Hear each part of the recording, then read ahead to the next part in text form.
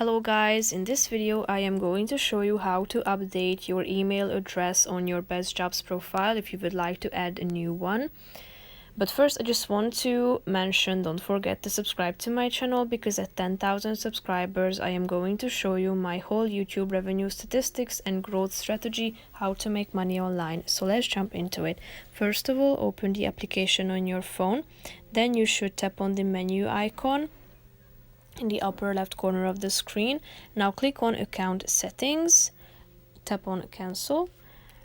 Now click on email, which is the first option. Now you can see your current email address, and you can change it by typing in your new email address to this first box and then type in your password. Then if you are done with these steps, all you have to do is clicking on the button save in the upper right corner of the screen. So that's pretty much it for this video. I hope you found it helpful. If you did, consider subscribing, and see you in the next video. Bye bye.